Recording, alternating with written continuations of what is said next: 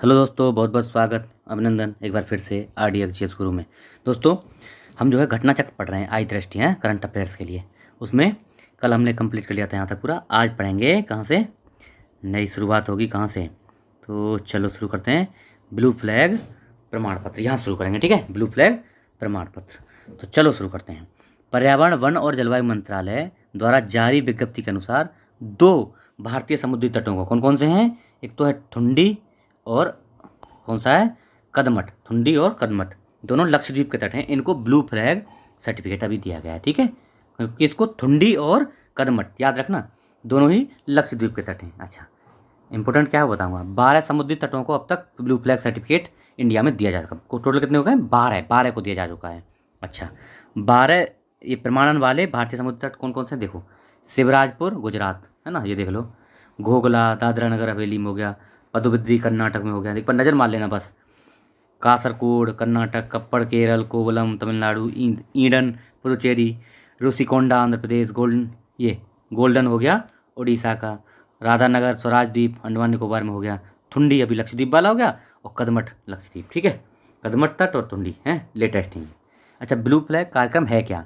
Foundation for environmental education, FEE, ये इसके द्वारा ब्लू फ्लैग समुद्रों किस किस को दिया जाता है, देखो, समुद्र तटों, बंदरगाहों, नौका पर्यटन संचालनों, इन सबको ब्लू फ्लैग सर्टिफिकेट दिया जाता है ना। तो इन सबको प्रदान किया जाता है। अच्छा, जो ये प्राप्त कर लेते हैं, प्राप्त करने वाले विश्व के सर्वाधिक मान्यता प्राप्त इको लेबल, मतलब इनका क्या है, जिसको ये ब्लू फ्लैग सर्टिफिकेट दिया जाता है, इसका मतलब उसने टॉप इको लेबल प्राप्त कर लिया है, इसका मतलब ये होता है, ठीक है। ब्लू फ्लैग समुद्र तट विश्व के सबसे स्वच्छ समुद्र तट समझा जाते हैं उनको दिया जाता है ना। ब्लू फ्लैग किसको, सबसे स्वच्छ समझा जाते हैं उनको, ठीक है। अच्छा, देश का 53वां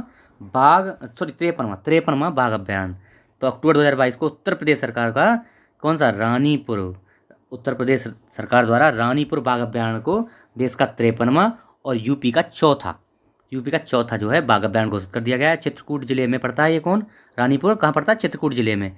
देश का 53वां हो गया और यूपी का हो गया चौथा। रानीपुर बाघ अभ्यारण्य उष्णकटिबंधीय शुष्क पर्णपाती वन में पड़ता है।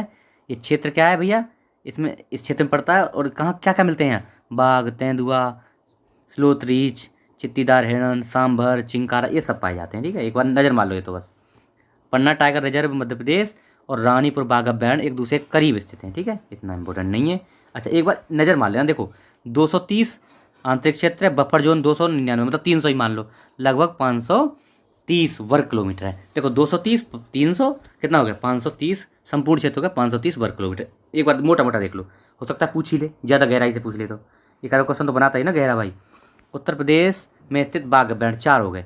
दुधवा सबसे बड़ा है, ये देखो, दुधवा सबसे बड़ा, और अमनगढ़ कार्बेट टाइगर रिजर्व बोलते हैं जिसको, अमनगढ़ ये सबसे छोटा है, ठीक है। सबसे बड़ा दुधवा, सबसे बड़ा अमनगढ़, पीलीभीत और रानीपुर कौन सा होगा, तीसरे नंबर का, दूसरे नंबर पीलीभीत, ठीक है।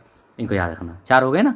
भारत में बाघ परिदृश्य, ये क्या है, ये यहाँ मिलते हैं, ठीक है, इन जगहों पर मिलते हैं, कोई इंपॉर्टेंट नहीं। भारत का पहला स्लोथ लोरिस अभ्यारण्य कहाँ, तमिलनाडु सरकार ने भारत के पहले स्लेंडर लोरिस अभ्यारण्य बनाया तमिलनाडु सरकार ने। इसको कदाबुर स्लेंडर लोरिस अभ्यारण्य कहा जाएगा, नाम दिया गया, क्या, कदाबुर स्लेंडर लोरिस। बस किसने बनाया ये याद रखना, किसने, तमिलनाडु ने। करूर और डिंडीगुल जिले में पड़ता है ये। अच्छा, ये बनाया है जो स्लेंडर लोरिस, छोटे निशाचर प्राणी, यही प्राइमेट होते हैं, प्राइमेट मतलब नर छोटे हैं, रात में चलने वाले, निशाचर मतलब रात में चलने वाले। अच्छा, ये मुख्यतः दक्षिण भारत और श्रीलंका के उष्णकटिबंधीय पर्णपाती वनों में पाए जाते हैं, ये मोटा मोटा याद रखना। 2 इनका प्रजातियाँ, 2 कौन कौन सी, ये है रेड सिलेंडर लोरिस और ग्रे सिलेंडर लोरिस, ठीक है। चलो, IUCN द्वारा, international union of conservation nature, इसके द्वारा क्या है, संकटापन्न, नियर थ्रेटेंड है, कौन सा, ग्रे सिलेंडर, ग्रे वाले को नियर थ्रेटेंड, और वो दूसरा वाला कौन सा है, रेड लोरिस को लुप्तप्राय, रेड लोरिस को लुप्तप्राय मतलब एंडेंजर्ड, और इसको संकटापन्न है ना, नियर थ्रेटेंड, ओके। किस वाले को, ग्रे वाले को। देश का पहला डुगोंग संरक्षण रिजर्व, इंपॉर्टेंट है, ये भी तमिलनाडु सरकार ने, सिलेंडर लोरिस भी और ये भी तमिलनाडु सरकार द्वारा पाक की खाड़ी में क्या, देश का पहला डुगोंग संरक्षण रिजर्व बनाया जा रहा है। डुगोंग क्या है भैया, स्थापना है ना, स्थापना सूचना जारी होगी वो तो होगी। डुगोंग विश्व के सबसे बड़े शाकाहारी स्तनपायी जरिए में क्या है, सबसे बड़े शाकाहारी स्तनपायी, मतलब ये क्या, मैमल है ना, स्तनपायी है। समुद्री गाय भी, क्यों? क्योंकि ये घास खाता है इसलिए इसको समुद्री गाय बोलते हैं। वैज्ञानिक नाम क्या है इसका? डुगोंग डुगोन, डुगोंग डुगोन, ठीक है। डुगोंग भारत में मन्नार की खाड़ी, अब देखना कहाँ कहाँ रहते हैं, मन्नार की खाड़ी, पाक की खाड़ी, कच्छ की खाड़ी और अंडमान निकोबार। इंपॉर्टेंट है, मन्नार की खाड़ी, पाक की खाड़ी, कच्छ की खाड़ी, है ना। खंबात खाड़ी में नहीं रहते थे, गुजरात के पास मन्नार की खाड़ी में ओनली, पाक की खाड़ी और कच्छ की खाड़ी, है ना। तो और कच्छ की खाड़ी पाक गुजरात में, मन्नार की खाड़ी और पाक खाड़ी तमिलनाडु वाले हो गए, इधर तमिलनाडु के आसपास श्रीलंका के बीच में, और अंडमान निकोबार। 4 जगह, ओनली 4 जगह मिलते हैं ये, ठीक है। चलो, भारत का पहला हिमस्खलन निगरानी रडार सिक्किम में, यही पूछ लेगा कहाँ पे? सिक्किम में।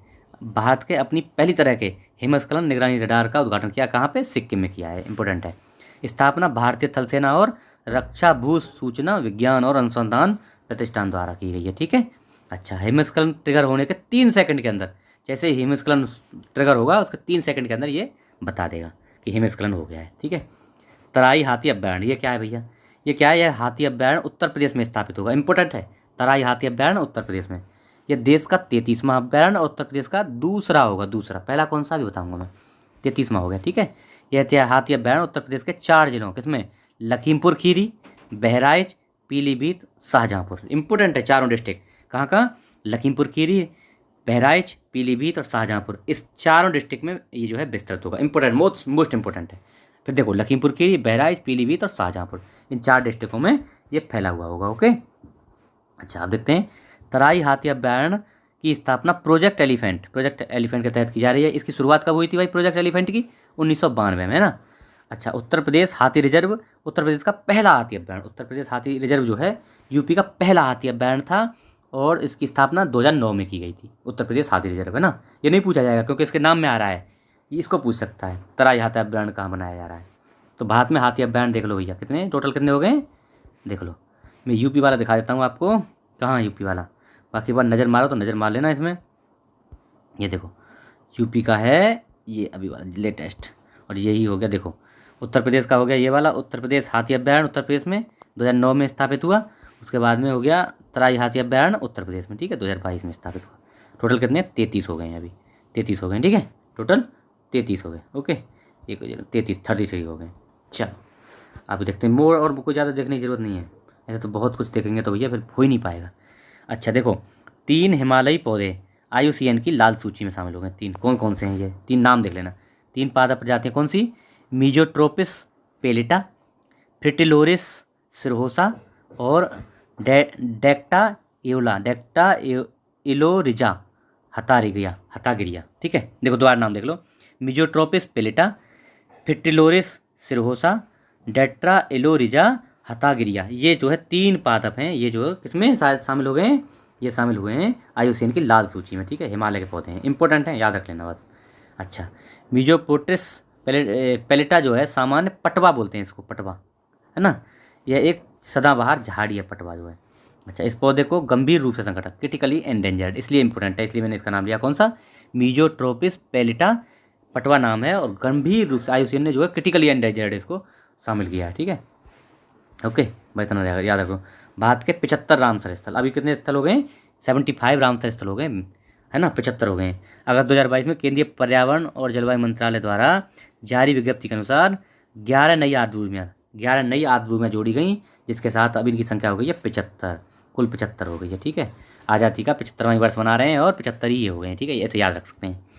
11 नए स्थल में भैया तमिलनाडु के 4 हैं, उड़ीसा के 3 हैं, जम्मू और कश्मीर के 2 हैं, ठीक है। सबसे ज़्यादा तमिलनाडु का 4, उड़ीसा के 3, जम्मू कश्मीर 2, मध्य प्रदेश और महाराष्ट्र का 1-1, ठीक है, हो गया ना 11, 4 3 7 2 9 और 2 2 11, ठीक है। भारत में रामसर स्थलों की संख्या तमिलनाडु में सबसे ज़्यादा है, और यूपी में दूसरा नंबर है, कितनी है? यूपी में 10 हैं सबसे ज़्यादा, सेकंड नंबर पे यूपी आता है, ओके। अच्छा, उत्तर प्रदेश में 10 स्थल के साथ दूसरे स्थान पर, हो गया, मैं बता ही दिया। चलो, इन 11 नई आर्द्रभूमि का विवरण देख लो, कौन कौन सी हैं। तंपारा झील कहाँ पड़ती है? उड़ीसा में, तंपारा झील उड़ीसा। अच्छा, हीराकुंड तो हीराकुंड हो गया भैया उड़ीसा में। उसके बाद अंशुपा झील, ये भी उड़ीसा में, तो 3 है ना उड़ीसा के, हो गए तीनों। अब देखो, यशवंतपुर कहाँ है? इंदौर मध्य प्रदेश में, यशवंतपुर, ये अभी 11 वाला बता रहा हूँ मैं। चित्रांगुड़ी पक्षी अभ्यारण्य तमिलनाडु, एक मिनट, चित्रांगुड़ी पक्षी अभ्यारण्य कहाँ है? एक मिनट रुक जा, साइड कर लेता हूँ। चलो, चित्रांगुड़ी पक्षी अभ्यारण्य तमिलनाडु में हो गया। उसके बाद सुचिंद्रम थेरू वेटलैंड्स कॉम्प्लेक्स, ये भी तमिलनाडु में, तमिलनाडु 4 है ना। चलो नेक्स्ट देखते हैं, गुडुबूर पक्षी अभ्यारण्य कहाँ है? तमिलनाडु में। कितने हो गए? 3। और कांजीरकुलम पक्षी अभ्यारण्य तमिलनाडु, ये 4 इसके हो गए। ओके, ठाणे क्रीक, ये तो नाम से ही पहचान में आ रहा है, ठाणे महाराष्ट्र। और हाईगम आर्द्रभूमि संरक्षण रिजर्व कहाँ है? जम्मू कश्मीर। हाईगम, ये याद रखना, हाईगम कहाँ है? जम्मू कश्मीर। मिलाने को आ सकता है ये, सालगुम आर्द्रभूमि संरक्षण रिजर्व जम्मू कश्मीर में, हाईगम और सालगुम जम्मू कश्मीर में। ठीक है जी, मिलाने को आ सकता है, ऐसे मैच करने को जो आते हैं उनमें से आ जाएगा। भारत में स्थित रामसर स्थल, 75 रामसर स्थल। देखो भैया, मन्नार खाड़ी, ये सब अब इनको इतना याद करना तो पॉसिबल है नहीं। ठीक है, तमिलनाडु के, अब इन यूपी वाले देख लो, यूपी के हैं कितने? 10 है ना, मैंने आपको बताया था यूपी के 10 हैं।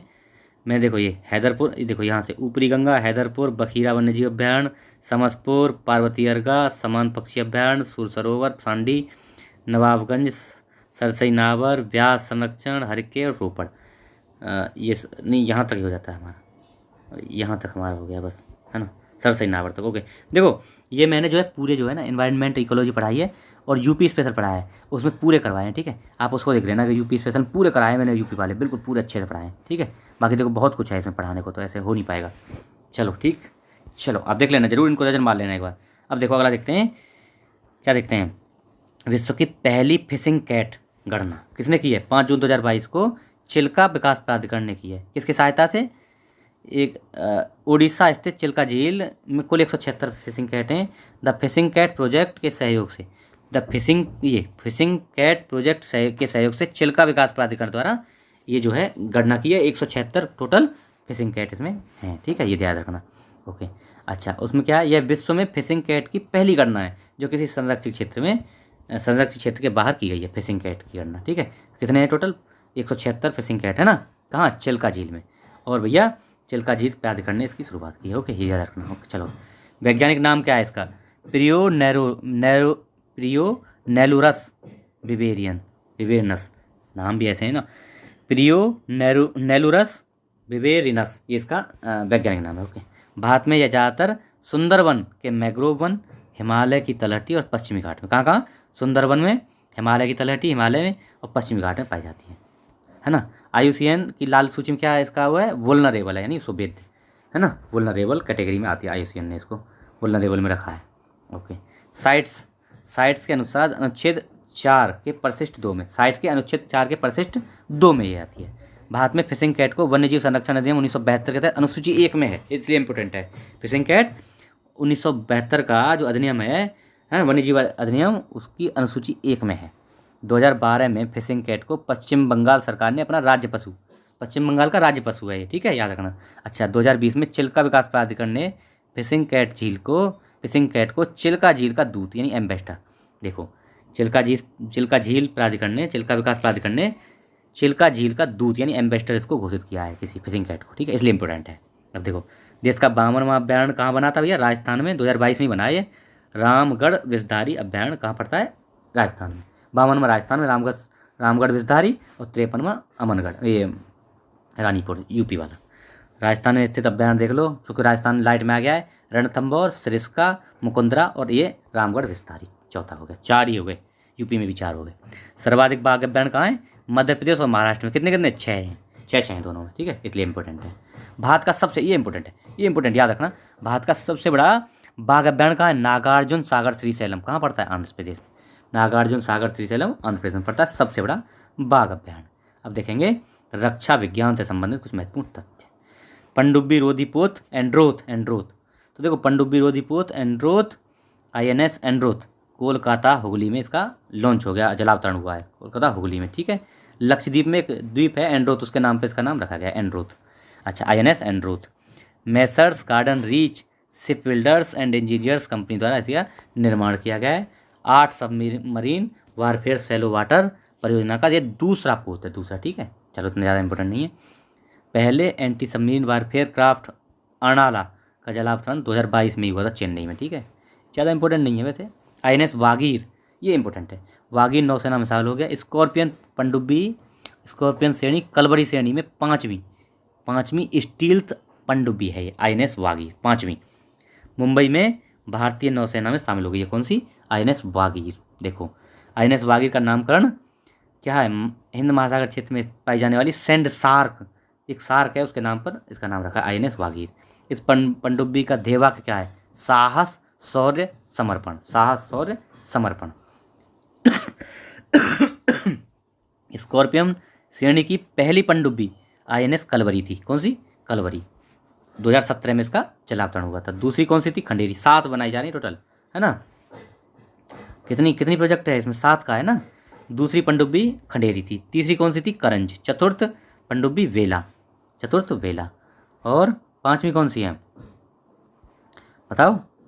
पांचवी वेला होगी ना। 5 हुई ना, कौन सी? 4 हुई। चतुर्थ हुई वेला, INS वेला चतुर्थ। नवंबर 2007 वेला हो गई। कौन सी? चतुर्थ वेला हो गई। ओके चलो। हाँ, छठवीं और अंतिम पनडुब्बी वागसीर। वर्तमान में ये वागीर जो है 5वीं हो गई, और छठी 6 टोटल 6 हैं। टोटल 6 पनडुब्बी की बात है, तो छठी हो जाएगी वागसीर। वर्तमान में परीक्षण चरण में है। निर्माण Mazagon dock ship builders limited द्वारा किया जा रहा है। मुंबई और फ्रांस के सहयोग से ये बनाई जा रही है प्रोजेक्ट 75 के तहत। देखो, प्रोजेक्ट 75 के तहत 6 पनडुब्बी बनाई जानी, जिसमें ये हो गई हैं 5 अब तक जलावतरण हो गया वागीर सहित, और वागसीर छठी होगी। ये इसका अभी होगा, आगे आएगा वो, ठीक है। अभी हुआ नहीं है, इस साल तक तो हुआ नहीं है। स्काई हॉक भारत का पहला 5G सक्षम ड्रोन। स्काई हॉक है नाम क्या है?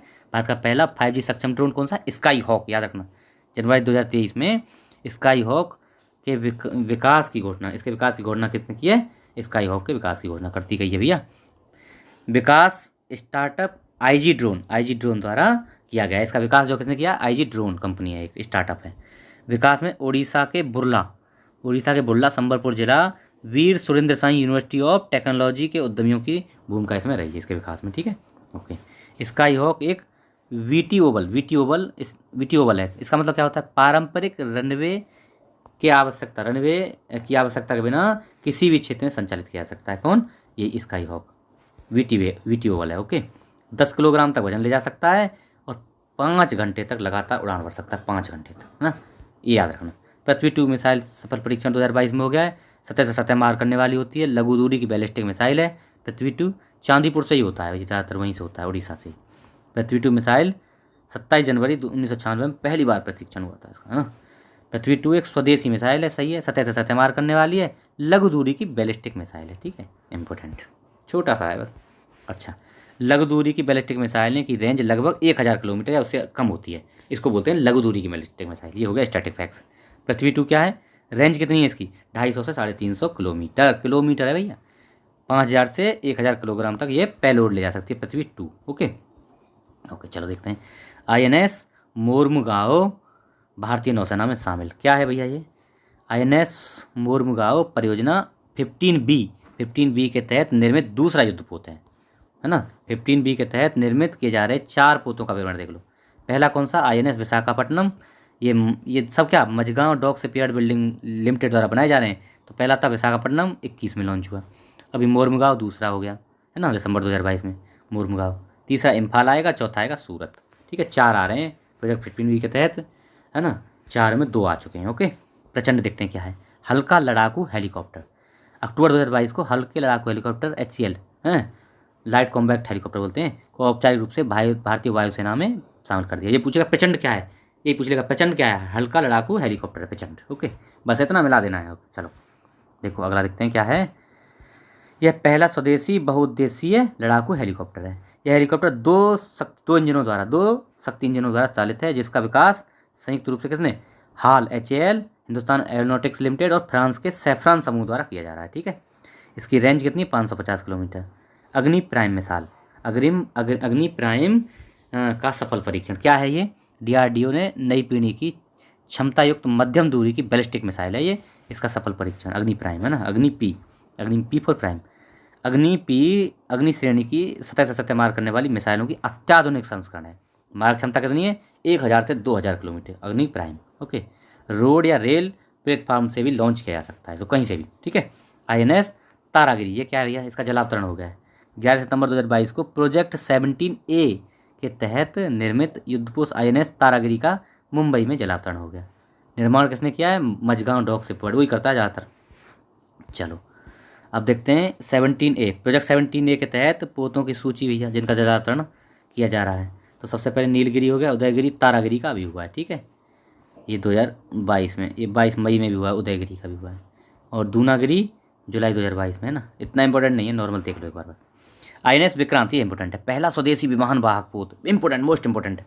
2 सितंबर 2022 को प्रधानमंत्री नरेंद्र मोदी ने देश के पहले स्वदेशी विमान वाहक पोत, है ना, एयरक्राफ्ट कैरियर है इसलिए इंपॉर्टेंट है, इंडिजिनस है aircraft, IAC indigenous aircraft carrier, राष्ट्र को समर्पित कर दिया भैया सितंबर में, ठीक है।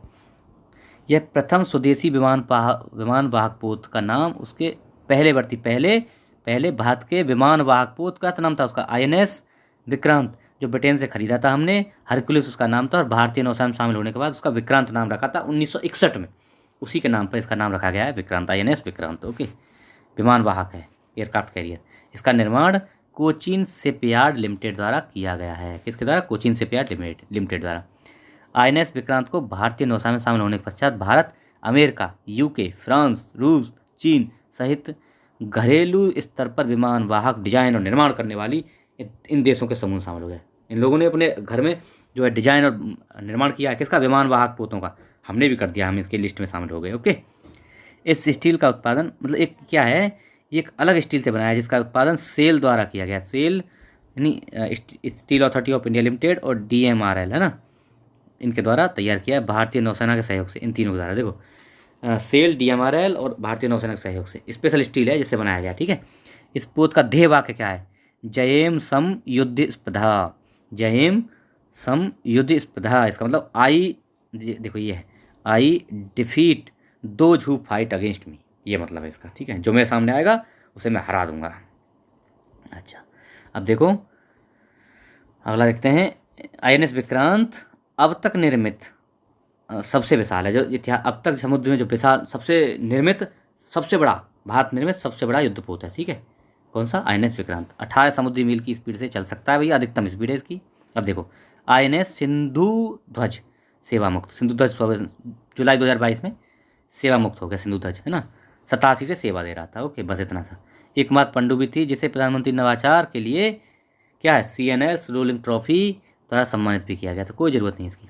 इस श्रेणी की एक नई पनडुब्बी INS सिंधुवीर 2020 में म्यांमार को हस्तांतरित करी, कोई दिक्कत नहीं है, ठीक है। वरुण भारत का पहला स्वदेशी ड्रोन यात्री ड्रोन है, इंपॉर्टेंट, बहुत इंपॉर्टेंट है। वरुण मतलब भारत का पहला स्वदेशी, पहला यात्री ड्रोन है, यात्री ड्रोन। जुलाई 2022 में प्रधानमंत्री जी ने पहले स्वदेशी यात्री ड्रोन, क्या नाम है? वरुण का अनावरण कर दिया। वरुण यात्री ड्रोन है। वरुण एक स्वायत्त मल्टीकॉप्टर ड्रोन है। इसको पुणे महाराष्ट्र स्थित एक भारतीय स्टार्टअप कंपनी, क्या नाम है? सागर डिफेंस इंजीनियरिंग द्वारा निर्मित किया गया पुणे में, है ना। किसको? वरुण को। ओके, चलो, यह एक पायलट रहित ड्रोन है, पायलट की जरूरत नहीं है। एक व्यक्ति को वहन करने में इसकी क्षमता, एक व्यक्ति को ले जा सकता है, 25 किलोमीटर की दूरी तक जा सकता है और 25 से 33 मिनट तक उड़ सकता है, ये इसकी क्षमता है। ड्रोन संबंधी कुछ महत्वपूर्ण पहल देख लो। सितंबर 2021 में केंद्र सरकार ने प्रोडक्शन लिंक इनिशिएटिव ड्रोनों के उत्पादन के लिए, है ना, योजना की अधिसूचना 21 में, PLI, है ना। मार्च 2022 में मध्य प्रदेश के ग्वालियर में, ये इंपॉर्टेंट, पहला ड्रोन स्कूल कहाँ खोला गया? 2022 में ही, मार्च में ही खोला गया है पहला ड्रोन स्कूल। कहाँ? ग्वालियर में। ओके, 4 अन्य शहर जहाँ भोपाल, इंदौर, जबलपुर, सताना, इनमें भी ड्रोन स्कूल खोले जाएंगे, ये बताया गया है। पहला है ग्वालियर में। मई 2022 को नई दिल्ली में प्रगति मैदान में भारत ड्रोन महोत्सव कहाँ? नई दिल्ली में 2022 में ही आयोजित हुआ, भारत ड्रोन महोत्सव है। ओके, मई 2022 में ही, हाँ देखो ये इंपॉर्टेंट, भारत डाक विभाग द्वारा पहली बार गुजरात के कच्छ जिले में ड्रोन का उपयोग करके एक पार्सल भेजा गया। किसमें? गुजरात में। किसने? भारतीय डाक विभाग ने, ठीक है। अच्छा, 1 फरवरी 2022 को केंद्रीय बजट 2022-23 में मिशन ड्रोन शक्ति की घोषणा, ये भी इंपॉर्टेंट है। केंद्रीय बजट 2022-23 में मिशन ड्रोन शक्ति की घोषणा की गई 22-23 वाले बजट में। ओके, चलो, अग्नि 4 मिसाइल का सफल परीक्षण APJ अब्दुल कलाम द्वीप पड़ता है भैया, वहाँ से किया गया है। क्या है इसकी खासियत? अच्छा, इसकी खासियत क्या है? मारक क्षमता 4000 किलोमीटर, है ना। अग्नि 4 4000। INS, अब देख लेते हैं अलग, INS निशंक एवं INS अक्षय सेवा मुक्त हो गए हैं। तो भैया ये जो है सेवा मुक्त हो गए। दोनों पोतों ने अपने सेवा काल में कारगिल युद्ध में ऑपरेशन तलवार और 2001 में ऑपरेशन पराक्रम में भाग लिया था, बस, ठीक है। INS गोमती सेवा मुक्त, ये गोमती भी हो गया सेवा मुक्त, है ना। INS गोमती सेवा, इंपॉर्टेंट, ऐसे इतना इंपॉर्टेंट सब देखेंगे तो हो नहीं पाएगा। 28 मई 2022 को पोत औपचारिक रूप से उत्तर प्रदेश, हाँ ये जो है ना देखो, अब ये देखो इम्पोर्टेंट पोत, ये जो है देखो INS Gomti, Gomti INS Gomti important है। गोमती जो है सेवामुक्त होने के बाद मई 2022 को पोत को औपचारिक रूप से उत्तर प्रदेश सरकार को हस्तांतरित कर दिया गया और सेवा मुक्ति के पश्चात इस पोत की विरासत को गोमती नदी में रखा जाएगा। गोमती नदी लखनऊ के तट पर स्थापित ओपन एयर संग्रहालय में रखा जाएगा। इसको INS गोमती को ओपन, इसमें लखनऊ में ओपन एयर संग्रहालय में रखा जाएगा, इसलिए इंपोर्टेंट है, यूपी में रखा जा रहा है। अच्छा, प्रमुख युद्धाभ्यास देख लेते हैं भैया। देखो कोबरा वॉरियर है ना, बहुपक्षीय है। देखो थोड़ा सा छोटा कर लेता हूँ, एक साथ ही लेके चलेंगे पूरा। और भी कुछ है क्या? नहीं, पहले इसको खत्म कर लेते हैं। यह है सर्वेक्षण पोत निदेशक, ये क्या है? 26 मई 2022 को चेन्नई स्थित कट्टुपल्ली में सर्वेक्षण पोत निदेशक का जलावतरण हुआ। कहाँ? कट्टुपल्ली में सर्वेक्षण पोत निदेशक का कट्टुपल्ली में जलावतरण हो गया। ये हो गया खत्म। अब देखते हैं युद्धाभ्यास, है ना, महत्वपूर्ण युद्धाभ्यास। ओके, एक साथ ही कंप्लीट करेंगे। देखो इसको सेट कर लेते हैं, तुरंत ही एक साथ देखते हुए चलेंगे। ओके चलो, देखो सबसे पहला है कोबरा, कोबरा वॉरियर बहुपक्षीय भैया और ब्रिटेन में हुआ है। ठीक है, बस इतना सा इंपॉर्टेंट, चलते रहो, देखते रहो, चलते रहो। यह है बोल्ड कुरुक्षेत्र, कहाँ? भारतीय सेना और सिंगापुर। बोल्ड कुरुक्षेत्र याद है ना, बोल्ड कुरुक्षेत्र भारतीय सेना और सिंगापुर के बीच जोधपुर में हुआ है ना। ओके, अगला है ट्रोपेक्स 2023। ट्रोपेक्स भारतीय नौसेना का है, हिंद महासागर में हुआ है भैया, और भारतीय नौसेना का सबसे बड़ा युद्धाभ्यास है ये। कौन सा? ट्रोपेक्स 2022 भारतीय नौसेना का। अच्छा, डेजर्ट फ्लैग किसका है? बहुपक्षीय वायुसेना अभ्यास है। 8वां संस्करण कहाँ? UAE में हुआ है भैया। कौन सा? डेजर्ट फ्लैग, UAE में। भारतीय वायुसेना ने भाग लिया है इसमें। ओके, अगला देखो कटलेक्स एक्सप्रेस, ये कटलेक्स एक्सप्रेस इंपोर्टेंट। कटलेक्स बहुपक्षीय कहाँ? समुद्री अभ्यारण्य है, समुद्री अभ्यास है, और अन्य नाम अंतर्राष्ट्रीय समुद्री अभ्यास भी है। खाड़ी क्षेत्र में आयोजित किया गया है। INS तिकंद इंडिया का भाग लिया खाड़ी क्षेत्र में, है ना, गल्फ एरिया में खाड़ी क्षेत्र में भाग लिया इसने, जो ये आयोजन किया गया। कौन सा? कटलेक्स एक्सप्रेस बहुपक्षी, कहाँ? खाड़ी क्षेत्र में। और क्या? फिंजेक्स 2023, फिंजेक्स भारत और फ्रांस का, है ना, ये पहला संस्करण है, तिरुवनंतपुरम केरल में। इंपॉर्टेंट इसलिए, बहुत इंपॉर्टेंट है। फिंजेक्स 2023 भारत और फ्रांस का है, तिरुवनंतपुरम केरल में हुआ है, पहला संस्करण है भारत और, ये पूछ सकता है, पहली बार हो रहा है ना, फिंजेक्स 2023 भारत फ्रांस, फिंजेक्स फ्रांस और इंडिया, फिंजेक्स। अभ्यास दस्तलिक भारत और उज्बेकिस्तान, चौथा संस्करण, पिथौरागढ़ उत्तराखंड में हुआ है। कौन सा? दस्तलिक उत्तराखंड में। ओके, पिथौरागढ़ में। धर्म गार्जियन भारत जापान का होता है और जापान में इस बार आयोजित हुआ है। ठीक है। अभ्यास कोंकण भारतीय नौसेना और royal navy Britain, Konkan Britain के साथ होता है, नेवी का है, द्विपक्षीय भैया, अरब सागर में कोंकण पर आयोजित किया गया, कोंकण तट पर आयोजित किया गया। ठीक है, अरब सागर में। अच्छा, लापेरोस, लापेरोस बहुपक्षीय है, नौसेना अभ्यास है ना, और आयोजन हिंद महासागर में हो रहा है। ठीक है, भारत की तरफ से INS सह्याद्री और INS ज्योति से शामिल हुए, कोई मोटर नहीं है। लापेरोस किसका है? नौसेना है, और कहाँ? आयोजन हिंद महासागर में। ओके चलो, सिन्यू मैत्री भारत जापान का है, वायुसेना अभ्यास है, और ये भारत जापान संयुक्त सेना अभ्यास धर्म गार्जियन के साथ आयोजित किया है। कौन सा? सिन्यू मैत्री धर्म गार्जियन के साथ। ओके, अभ्यास एम्फेक्स भारत की जल, थल और वायु तीनों सेनाओं का, ये इंपॉर्टेंट है। एम्फेक्स तीनों सेनाओं का, इंडिया का ही है, सबसे बड़ा समन्वित अभ्यास है, ये द्विवार्षिक है। एम्फेक्स जो है द्विवार्षिक है, अभी 23 में हो गया, 25 में होगा फिर जाके। ठीक है, तो ये जल, थल और वायु तीनों सेनाओं का है। आंध्र प्रदेश के काकीनाडा में पहली बार आयोजित हुआ, पहली बार। ठीक है, काकीनाडा में पहली बार है ऐसे अभ्यास, एम्फेक्स तीनों सेनाओं का। ओके, वीर गार्जियन भारत और जापान का है, संयुक्त वायु रक्षा अभ्यास है, जापान के हायाकुरी एयरवेस पर हुआ है। ये दोनों देशों के बीच पहला द्विपक्षीय वायु अभ्यास है। कौन सा? वीर गार्जियन, धर्म गार्जियन नहीं, वीर गार्जियन जापान के साथ। सूर्यकिरण भारत नेपाल के साथ, नेपाल में आयोजन हुआ सूर्यकिरण का। ओके, काजिंद कजाकिस्तान और इंडिया के साथ, काजिंद कजाकिस्तान इंडिया के साथ संयुक्त सैन्य अभ्यास है। उमरोई मेघालय में आयोजित हुआ है, मेघालय में। कौन सा? काजिंद। अग्नि वॉरियर भारत और सिंगापुर के साथ, द्विपक्षीय भैया, देवलाली महाराष्ट्र में हुआ, देवलाली महाराष्ट्र में अग्नि वॉरियर। ठीक है, अग्नि वॉरियर। ओके, आस्ट्रा हिंद नाम से आ रहा है, ऑस्ट्रेलिया हिंद इंडिया के साथ द्विपक्षीय सैन्य अभ्यास है, पहला संस्करण, ऑस्ट्रा हिंद का पहला संस्करण है। महाजन फील्ड फायरिंग रेंज कहाँ? राजस्थान में, पहला संस्करण है भैया। कौन सा? ऑस्ट्रा हिंद का। कहाँ हुआ है? राजस्थान में हुआ है। ओके, हरिमऊ शक्ति भारत और मलेशिया, हरिमऊ शक्ति मतलब हरिमऊ शक्ति भारत मलेशिया, द्विपक्षीय हो गया, वार्षिक है, मलेशिया के कुआलालंपुर कुलुवांग स्थित, मतलब मलेशिया में हुआ है। कौन सा? हरिमऊ शक्ति मलेशिया के साथ। नसीम अल बहर भारत एवं ओमान के साथ, द्विपक्षीय और ओमान तट पर आयोजित किया गया। ठीक है, नसीम अल बहर ओमान के साथ। गणोशक्ति भारत एवं इंडोनेशिया के साथ थल सेनाओं के बीच है भैया, द्विपक्षीय द्विपक्षीय और काराबाग इंडोनेशिया में हुआ है। कौन सा? गणोशक्ति इंडोनेशिया के साथ इंडोनेशिया में हुआ है।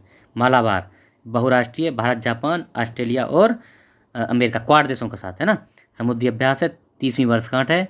मेजबान कहाँ? जापान में हुआ है भैया इस बार। भारत की तरफ से INS शिवालिक और कामोर्ता शामिल हुए हैं। 26वां संस्करण 1992 में शुरू हुआ था, 26वां संस्करण है इसका, है ना। अच्छा, IMT त्रिलाट, इस पहले मालाबार और नाम से होता था। अच्छा हाँ, उसमें शामिल ये अमेरिका शामिल थी, बस अमेरिका के साथ होता था पहले। IMT त्रिलाट भारत, हाँ ये इंपॉर्टेंट, त्रिलाट इंपॉर्टेंट है। कौन सा?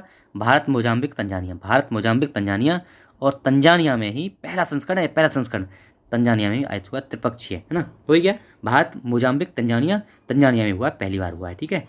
INS तरकस चेतक हेलीकॉप्टर और हमारा मार्कोस जो होता है ना नेवी वाला कमांडो, वो भी गया है इसमें। INS त्रिलाट भारत मोजाम्बिक तंजानिया, इंपॉर्टेंट है। अच्छा, टाइगर ट्रायम्फ अमेरिका के साथ होता है, भारत अमेरिका त्रिसेनाओं, तीनों सेनाओं का, ठीक है, तीनों सेनाओं का। और राहत और आपदा के लिए ये किया गया है, ठीक है। विशाखापट्टनम में आयोजित हुआ है। कौन सा है? Tiger Triumph.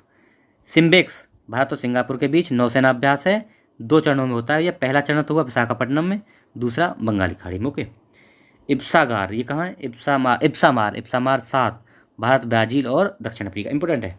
भारत ब्राज़ील और दक्षिण अफ्रीका, इप्सामार नौसेना वाला है। और भैया कहाँ हुआ है इस बार? दक्षिण अफ्रीका में हुआ है, पोर्ट एलिजाबेथ में, दक्षिण अफ्रीका में। इप्सामार ब्राज़ील भी है ना। अभ्यास ककाडू बहुराष्ट्रीय द्विवार्षिक है। ककाडू द्विवार्षिक नौसैनिक अभ्यास है, ऑस्ट्रेलिया में हुआ ककाडू, इंपॉर्टेंट है, पूछा जा सकता है। ककाडू ऑस्ट्रेलिया में हुआ है। विषय क्या है? पार्टनरशिप, लीडरशिप, फ्रेंडशिप, ठीक है। ककाडू ऑस्ट्रेलिया में हुआ है, ओके। एक्सविनवेक्स भारत एवं वियतनाम एक्सविनवेक्स द्विपक्षीय सैन्य अभ्यास है और चंडी मंदिर हरियाणा में आयोजित हुआ है। कौन सा? एक्सविनवेक्स वियतनाम के साथ, ओके। उत्तर प्रदेश परिदृश्य देख लें कुछ, चलो थोड़ा देख लेते हैं। राष्ट्रीय जलवायु सम्मेलन 2023 2 दिवसीय जलवायु सम्मेलन लखनऊ में आयोजित हुआ है, बस इतना इंपॉर्टेंट है बस। स्कूल चलो अभियान क्या है भैया? स्कूल चलो अभियान 1 अप्रैल 2023 को स्कूल चलो अभियान शुरू किया, कहाँ से? लखनऊ से, शायद लखनऊ से ही हुआ है। और विशेष रोग संचारी नियंत्रण का भी इस बार भैया शुभारंभ किया गया, ठीक है। मुख्यमंत्री मिशन शक्ति के अंतर्गत बालिकाओं को आत्मरक्षा हेतु कौन सा? रानी लक्ष्मीबाई आत्मरक्षा प्रशिक्षण कार्यक्रम का भी शुभारंभ किया। आत्मरक्षा प्रशिक्षण मॉड्यूल की भी विवेचना की, ओके। प्रदेश में स्कूल चलो अभियान का शुभारंभ 1 जुलाई 2017 से किया जा रहा है, ठीक है। 1 से 8 तक की कक्षा के लिए शुरू है। Akhil Bharatiya police athletics cluster championship 2023 ये क्या है? कहाँ हुई है? लखनऊ में हुई है, ओके। पुलिस बलों की 32 टीमों ने 1300 खिलाड़ियों ने भाग लिया। रेशम कृषि मेला कहाँ हुआ है? गोरखपुर में हुआ, इंपॉर्टेंट है। रेशम कृषि मेला गोरखपुर में, रेशम के उत्पादन को बढ़ाने के लिए, ओके। कहाँ हुआ? बस इतना इंपॉर्टेंट है और कुछ नहीं। उत्तर प्रदेश में 3 प्रकार के रेशम होते हैं, कौन? शहतूत रेशम, इरी रेशम और टसर रेशम, तीनों प्रकार के होते हैं। World TB summit 2023 Narendra Modi ji द्वारा वाराणसी इंपॉर्टेंट है। वर्ल्ड TB समिट कहाँ हुई है? वाराणसी में इसका स्टार्टिंग, वाराणसी से उद्घाटन हुआ है, वाराणसी से, है ना। यह आयोजन विश्व क्षय रोग दिवस के मौके पर हुआ। विश्व क्षय रोग दिवस 2023 में थीम क्या है? हाँ, हम क्षय रोग को समाप्त करेंगे, यानी yes we can end TB, important है, TB की, yes we can end TB। Summit का आयोजन केंद्रीय स्वास्थ्य एवं परिवार कल्याण मंत्रालय द्वारा स्टॉप TB पार्टनरशिप के तरह से इसके द्वारा किया गया। प्रधानमंत्री ने TB मुक्त पंचायत की पहल का भी यहीं से शुरुआत किया, वाराणसी से, TB मुक्त पंचायत पहल, ओके, ये याद रखना। खेलो इंडिया यूनिवर्सिटी गेम्स 2022 उत्तर प्रदेश में पहली बार इसका आयोजन किया जाएगा। इनका हुआ नहीं है, किया जाएगा। 4 जिलों में होगा, याद रखना कौन से? Khelo India university games Lucknow, Varanasi, Gorakhpur, Gautam Buddh Nagar. लखनऊ, वाराणसी, गौतम बुद्ध नगर और गोरखपुर, याद रखना, चार शहरों में। एशिया की सबसे बड़ी मल्टी प्रोडक्ट्स पेंट फैक्ट्री कहाँ पे? हरदोई में, संडीला में एशिया की सबसे बड़ी प्रोडक्ट पेंट फैक्ट्री का उद्घाटन किया गया। कहाँ? हरदोई में। यह पेंट फैक्ट्री बर्जर समूह है ना, आता है, ऐड आता है उसका। उत्तर प्रदेश खेल नीति 2023 मार्च 2023 में उत्तर प्रदेश मंत्रिमंडल ने खेल नीति का प्रभावी किया। इसका प्रभावी कार्यान्वयन हेतु खेल प्राधिकरण की भी स्थापना की जाएगी। इस खेल नीति के तहत खिलाड़ियों को 3 श्रेणियों में बांटा जाएगा खेल नीति के तहत। कौन से? ग्रास रूट, विकासात्मक और उच्च स्तर के खिलाड़ी, ठीक है। 3 ग्रास रूट, विकासात्मक और 3 श्रेणी होंगे खिलाड़ियों, ठीक है, उच्च स्तर के, ओके। सरकार द्वारा 10 करोड़ रुपए के प्रारंभिक कोष के साथ राज्य खेलों के लिए उत्तर प्रदेश खेल विकास कोष का भी निर्माण किया जाए। 10 करोड़ रुपए से खेल विकास कोष, ओके। नई खेल नीति, ई स्पोर्ट्स को भी शामिल किया गया, इसमें ई स्पोर्ट्स भी शामिल है, ये पूछ सकता है घुमा के।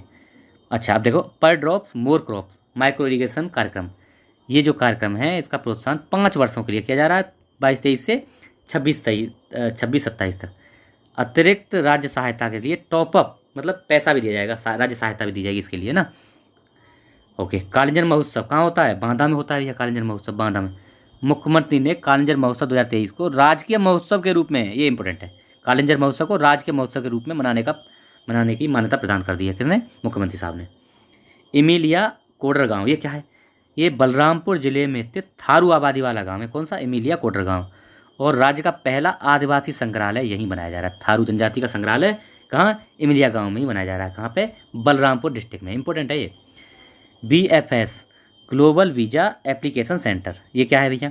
लखनऊ में स्थापित किया गया है ये। BFS global visa application centre का उदाहरण लखनऊ में हो गया। 10 देशों के लिए वीज़ा से जुड़ी प्रक्रिया का पूरा करने के लिए ये बनाया गया है। देश कौन से हैं? ऑस्ट्रेलिया, नीदरलैंड, चेक गणराज्य, एक बार देख लो बस, चेक गणराज्य, हाँ भाई देख लो गणराज्य, स्विट्जरलैंड, क्रोएशिया, हंगरी, पुर्तगाल, जर्मनी, इटली और सऊदी अरब, है ना। इन सब के लिए किया जाएगा। उत्तर प्रदेश खाद्य प्रसंस्करण उद्योग नीति 2023, 2 फरवरी 2023 को मंत्रिमंडल ने उत्तर प्रदेश खाद्य प्रसंस्करण नीति 2022 को मंजूरी दी। कब? 23 में मंजूरी दी है नीति 22 की। ओके, आगामी 5 वर्ष के लिए खाद्य प्रसंस्करण की नीति। ओके, मुख्यमंत्री योगी आदित्यनाथ के नाम पर सबसे लंबे मुख्यमंत्री रहने का रिकॉर्ड, है ना, अभी इनके नाम पर हो गया, मुख्यमंत्री आदित्यनाथ के नाम पे। पहले कौन था? योगी जी ने कितने दिन तक? 5 वर्ष और 347 दिन तक लगातार मुख्यमंत्री रहे, इन्होंने रिकॉर्ड बना दिया। इससे पहले कौन थे? तो ये थे डॉक्टर संपूर्णानंद, 5 वर्ष 345 दिन रहे थे, इनके नाम रिकॉर्ड था, संपूर्णानंद साहब के, है ना। अब हो गया योगी जी के नाम। श्रेयस हरीश कौन है ये? 10 फरवरी 2023 को प्रधानमंत्री नरेंद्र मोदी ने लखनऊ में आयोजित उत्तर प्रदेश वैश्विक निवेश समिट हुई थी ना, इन्वेस्टर समिट 2023, उसी के दौरान सबसे युवा motor bike racer Shreyas Harish को सम्मानित किया है। श्रेयस हरीश, बंगलुरु निवासी हरीश विश्व रेस में क्वालिफाई करने वाले पहले भारतीय हैं। कौन? श्रेयस हरीश, इसलिए इनको सम्मानित किया गया। मोटर बाइक चलाते हैं, ठीक है। Kalashnikov AK-203 Kalashnikov AK-203 assault rifle Amethi में बनाई जा रही है भैया, अमेठी में ना। ये जो है AK-203 राइफल कहाँ? अमेठी, उत्तर प्रदेश में, अमेठी में, याद रखना। Indo Russian rifles private limited company द्वारा इसका उत्पादन किया जा रहा है, ठीक है। इस हिसाब से आज हमें यहीं रोक देना चाहिए। आशा है आप लोगों को पसंद आएगा। कल से शुरू करेंगे गणतंत्र दिवस पे उत्तर प्रदेश की झांकी से, यहाँ शुरू करेंगे, ठीक है। चलो आप लोग शेयर करिए, लोगों को बताइए, अगर नए हैं तो सब्सक्राइब कर लीजिए इसको। Okay, thank you so much.